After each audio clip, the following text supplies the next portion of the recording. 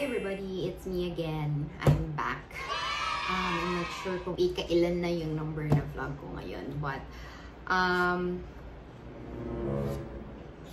the topic that I want to discuss is so personal, and I'm nervous to tell everyone about my life.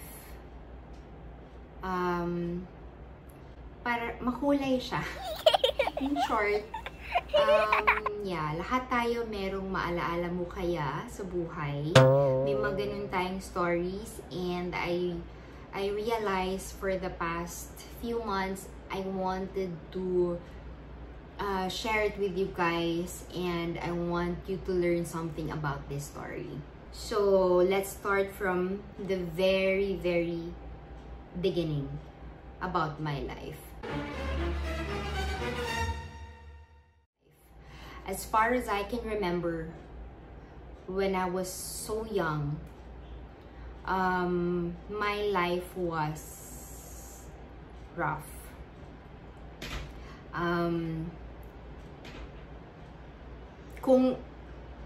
For all the people who knows me, yung iba kasi, actually most of you guys don't know about my real story, and I'm sure na pag sinabing, si Jill, masarap ang buhay niyan, mayaman, walang problema sa pera, maganda yung buhay, hindi niya na kailangan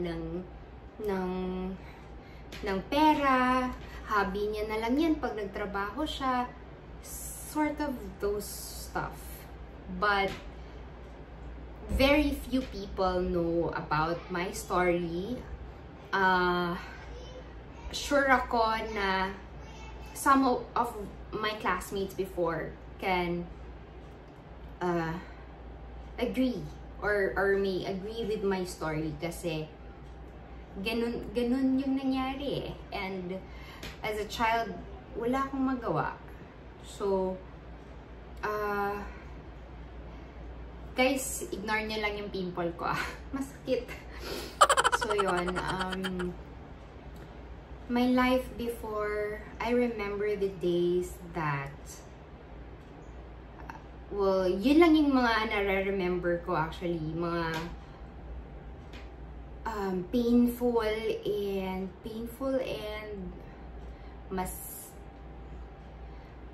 mahirap. Those are the story, or those were the memories that I have until now.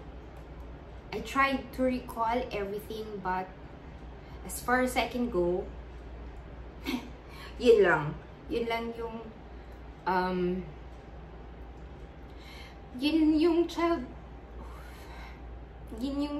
life ko as a child. Came from a broken family. My dad was in the States, so I grew up together with my mother all throughout my childhood days. Yung mom ko was undergraduate, so siya yung pinakabunso sa mga kapatid niya, and wala silang masyadong pera, and we're just staying in my lola's place, yung bahay ng lola ko. Nandun kami lahat, and nandun yung mga pinsan ko, andun yung mga tito-titos ko. So just imagine, in one house, kada kwarto, isang pamilya. But we're okay. Sama-sama, ang haba ng mesa namin, ang dami namin kumakain sabay-sabay. And naalala ko, the reason why I really love galunggong, kasi yun yung favorite ko na food, kasi yun lang yung kaya namin everyday. Or bibili kami ng pork barbecue sa labas, tapos maghahati-hati kami sa sticks. And madami yung kanin, yung pangluto namin, yung ano lang, yung typical na hindi siya rice cooker. Wala kaming kakayanan.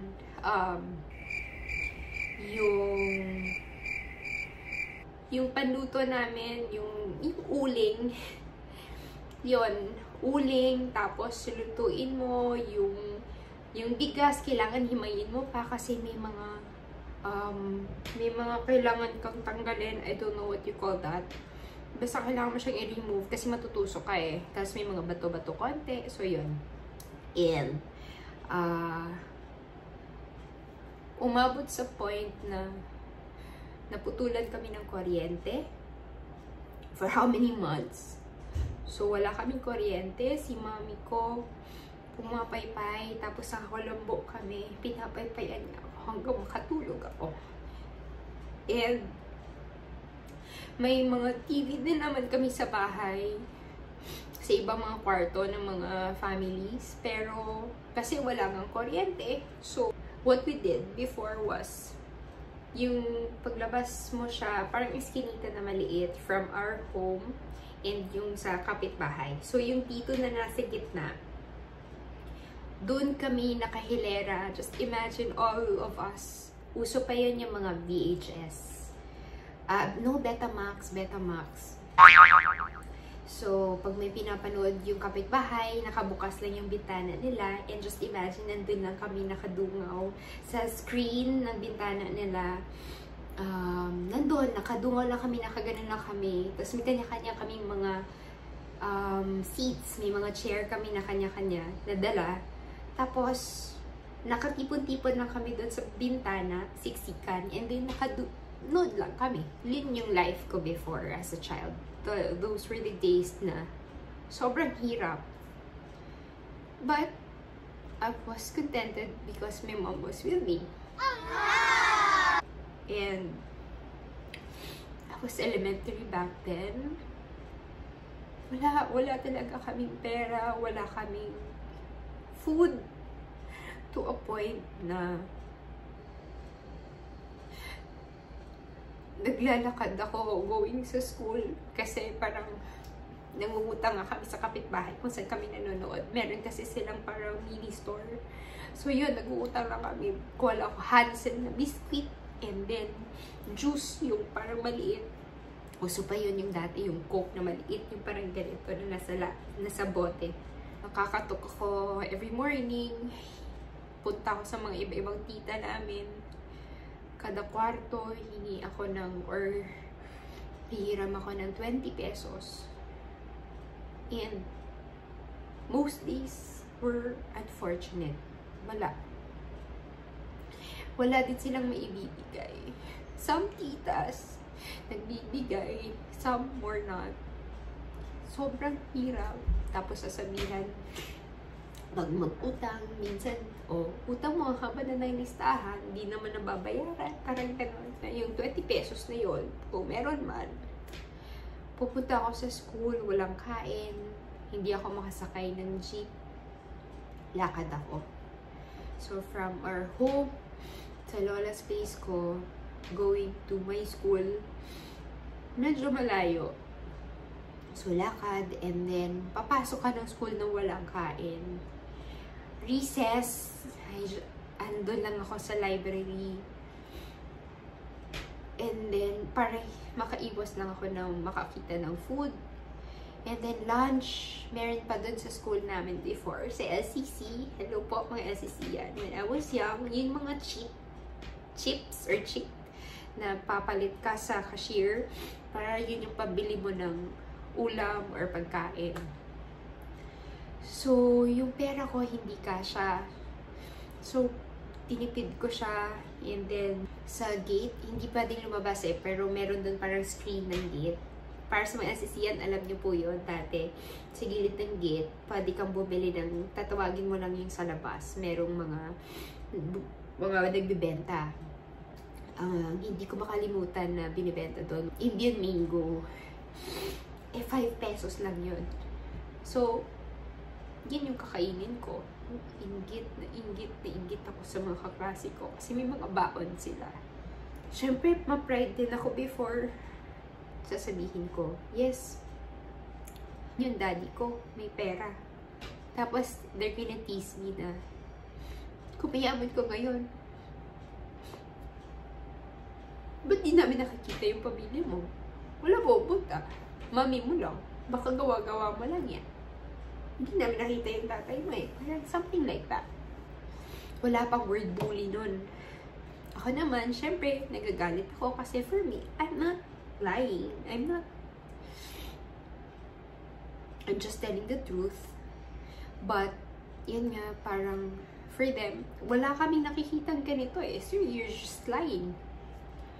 So, those were the days na, grabe, I don't know how to react. Tapos, sobrang laki ng pasalamat ko sa mga classmates and friends ko from elementary before.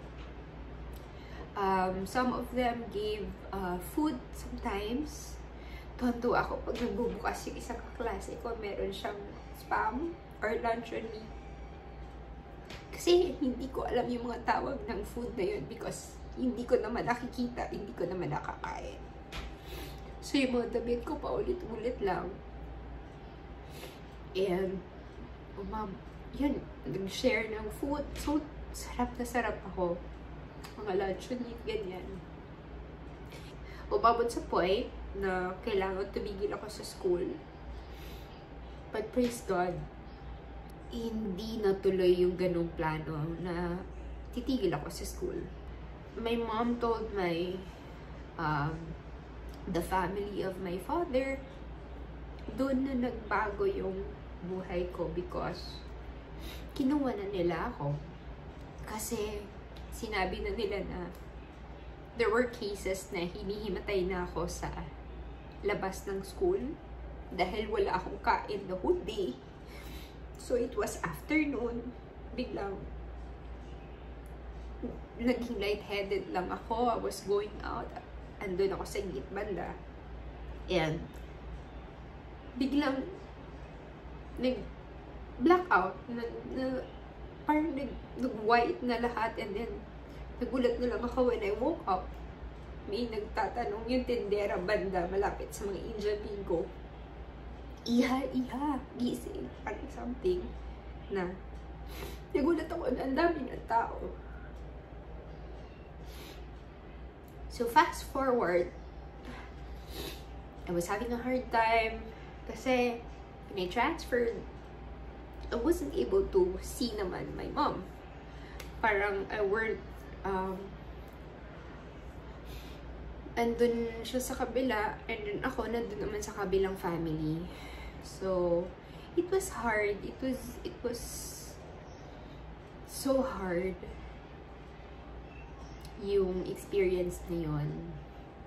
And, of course, in those time na lumipat na ako, I was struggling also kasi I was having a hard time to fit in. And there were bad moments as well. Nobody's perfect. So, madaming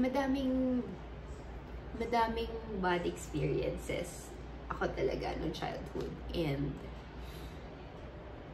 na-realize ko lang ngayon na, of course, yun nga, nagbago na lahat. I went here in Manila and I was 22. I went here in Manila because I wanted to become independent and I need to prove myself na I'm worthy and I can stand up on my own. So I looked for a job and I applied to some airlines, and then I had the fast feedback from Cebu Pacific and I got in. So I became a flight attendant for more than 5 years, and it was fun, life-changing as well. Marami akong natutunan. Doon ko natutunan mag-makeup, doon ko natutunan maging OC sa mga bagay-bagay, doon ko natutunan and enhance my skills in first aid. And then, fast forward, of course, May sarili na akong pamilya. I have a husband and a son. And my daughter, my sister, nandito sa akin. I took care of her. Ang age difference namin kasi sobrang laki. 13 years yung gap namin. Well, my mom died, so I have to be responsible for her. So, in short, parang siya yung unang anak ko. Yung iba nga nagpagkamalan pa siyang anak ko eh. Parang, what? So, yun. As life goes by, ang masasabi ko lang guys, be kind to the people that you're dealing with. Kasi you don't know what they're facing, or you don't know the struggles and challenges in life that they have. So, be kind. Of course, ako, may challenge pa rin ako. Like, I'll try to be nice, but may pumipitik pa rin eh. Like, if you do something bad or wrong towards me, magsisnap pa rin ako because I'm still, you know, working out sa challenge ng mga ganyan. So, yun lang guys. Advice ko lang, when you see a person, don't just pretend you know everything sa kanila. Kasi hindi mo din alam kung ano yung pinagdaanan nila ng bata. Parang, yeah, si Jill, glamorous. Si Jill, maraming bagay. But you don't know the hard work and the experiences na kailangan niya pagdaanan. Like, for example, before I became a Christian, when my mom was in coma, na-coma kasi siya for 1 year. I was taking up nursing back then. So, 1 year siyang na-coma, kung saan siyang hospital na nandun sa ICU. Doon din ako nag-duty nung college. So, struggle na parang I was learning at the same time. I was applying everything that I've learned to her. Catheter, ako lahat. May nurses naman, pero more on nag-hands-on ako pag wala akong school, wala akong pasok. Yung NGT tube niya, ako din ang naglalagay, ako yung gumagawa ng food niya, kasi naka-feeding bottle siya eh. Yung NGT tube, yun yung nasal gastric tube na pinapasok sa ilong, papunta sa stomach. So ako din yung nag-check kung nasa tamang location ba before I feed her. Tapos nagbe-blender ako ng ano niya kasi mahal eh if you're gonna order it every day. So ako yung gumagawa, and then it was a struggle, and ang laki ng gastos ng papa ko. Ang laki ng tulong ng papa ko, yung lolo ko. Doon kasi ako lumaki din nung high school sa kanya, and he helped me a lot. He's really nice. Parang siya na yung daddy ko. So, ang daming struggles. And then, when she passed away, my mom passed away after 1 year. I just turned 18. Kaka-legal age ko lang. And I was in pain. And hindi ko alam kung ano yung gagawin ko. So, those were the darkest moment of my life. Ang dami, like, I stopped going to school because I cannot face patients anymore. I cannot go to the hospital. It was traumatic. It was hard. And I don't know how to stand up once again. And I was blaming God. Why of all the people? Bakit yung mami ko? I was blaming and cursing God. Why? Hindi ko maintindihan. I was struggling for like 3 years, consecutive years. For me, wala. Pariwala. But I was so happy and blessed still that God guided me all these years. Kasi until now, wala pa rin akong na-try na marijuana. Wala pa rin ako na-try na drugs sa buong buhay ko. Even ganun na kalala yung situation ko. Yes, ilang beses ako nagpakamatay, pabalik-balik ako sa hospital. Some of my families were so worried already. I was so lost. I was so lost. It was the darkest days. And I was just giving up. I was so depressed. Parang wala pa nga depression na, hindi pa uso yung mga depression ng time na yun. But I was facing it already. And fast forward, now that I have a family, my own family, I have a husband, my sister's with me, my son is here, and we have a home. Some of the rules that I wanted that are very important for me are bawal silang magutom. Kailangan may food na nandito lagi. Because I don't want them to experience the way that I experienced life before. And ang arte, wait lang. Hindi ako sanay ah. And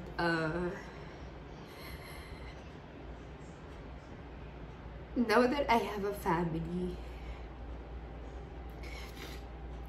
yun yung importante sa akin kasi broken family ako dati. So now, ito yung importante. That's why I'm so thankful that God, Jesus Christ, planned out every single thing in my life without me knowing it.